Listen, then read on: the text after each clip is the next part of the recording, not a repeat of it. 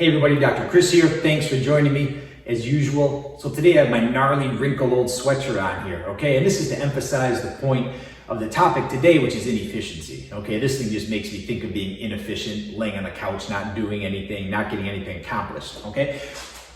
So what does inefficiency have to do with healthy weight regulation? I'm gonna tell you about it, okay? So a lot of people are really focused on efficiency. I gotta get more done in less time, get the most out of my activity, all right? With weight management, it's the exact opposite, okay? You know, our society is set up so much as a default to have people gain weight, right?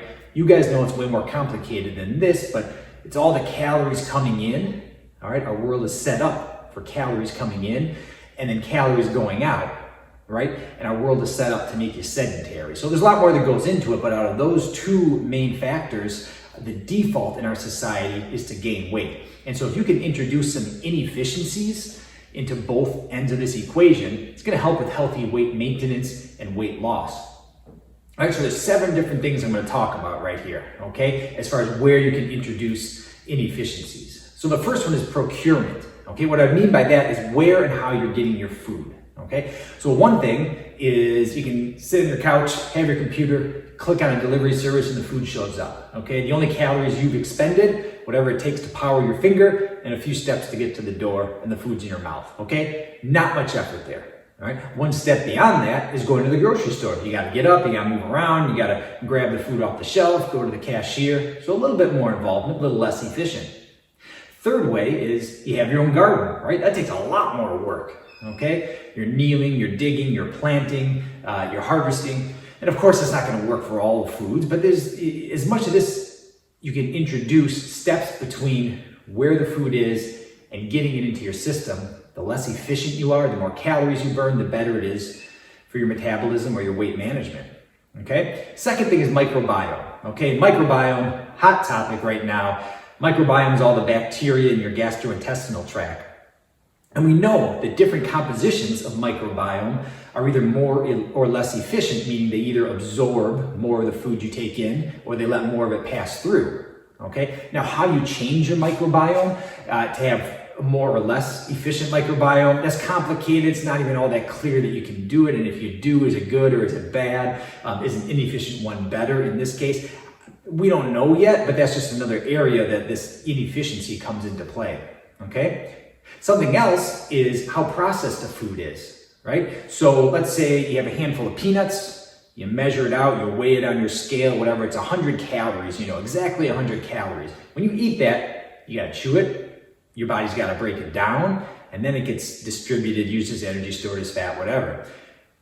You have a bunch of peanut butter, same exact thing, you know, okay, it's exactly this many grams or tablespoon, whatever, and you know it's 100 calories also, just like the peanuts were. Well, now it's halfway digested for you, right? It's already chewed up, it's all mushy, it comes in, gets absorbed super easily.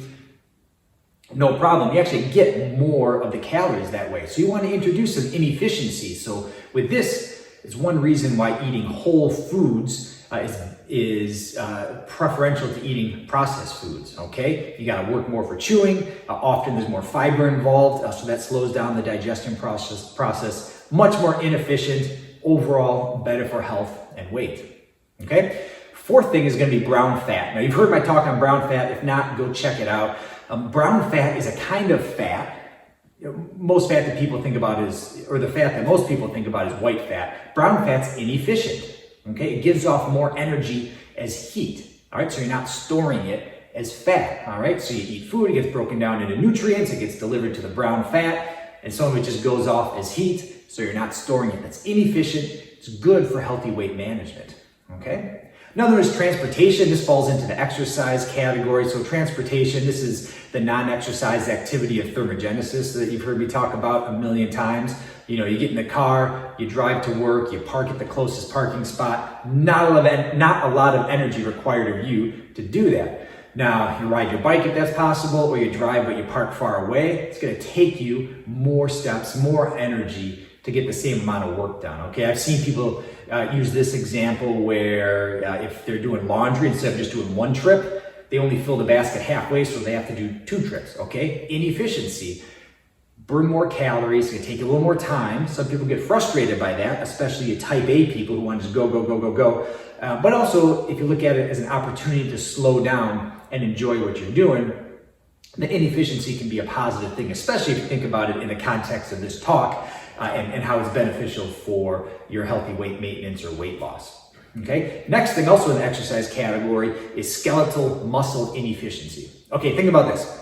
You've never done a push-up in your life. You say, I'm going to do some push-ups. You get down on the ground and you fall right on your face, right? You say, okay, I'm done. Next day, I'll try it again.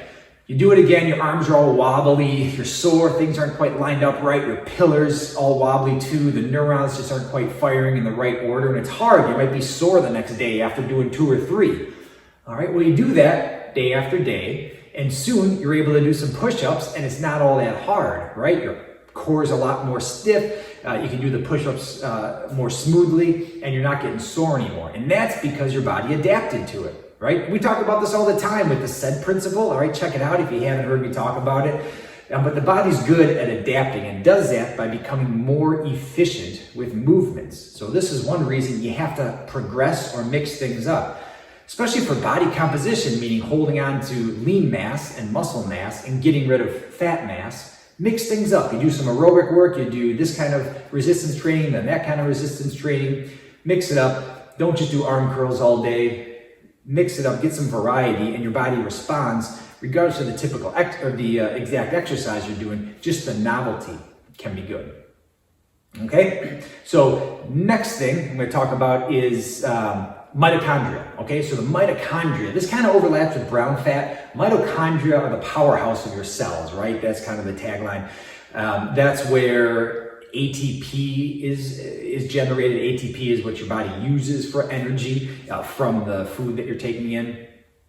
And so mitochondria, some people have more or less efficient mitochondria, all right? And cold can stimulate mitochondria to be less efficient, okay? Similar to brown fat. There's this UCP1 protein I mentioned before. Don't worry about the details, but that causes it to be inefficient. So cold is one thing that you can do to increase your metabolism, making it less efficient, sending off more as heat, and helping your weight management, okay?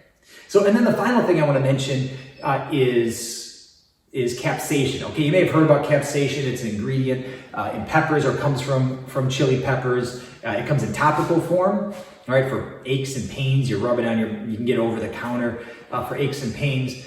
But it also has been shown to stimulate this UCP1 enzyme to make your body less efficient, okay? So you put some capsaicin or eat some chili peppers, something spicy. I'm gonna be honest with you. I don't know if it's everything that's spicy. It seems like it would be, but specifically the capsaicin that's in chili peppers. So chili powder, chili peppers, use some of that stuff to help boost metabolism, all right, via this mechanism of inefficiency. All right, so those are the 7 things. I want you to go be inefficient. I was kind of joking when I said get your sweatshirt on like I'm doing and just lay on the couch and relax. Okay, relaxation is important. We talk about that all the time. But I do want you to be inefficient in these 7 specific points, okay? Any questions, let me know. Let's have a nice rest of your day. We'll talk to you next time. Dr. Chris.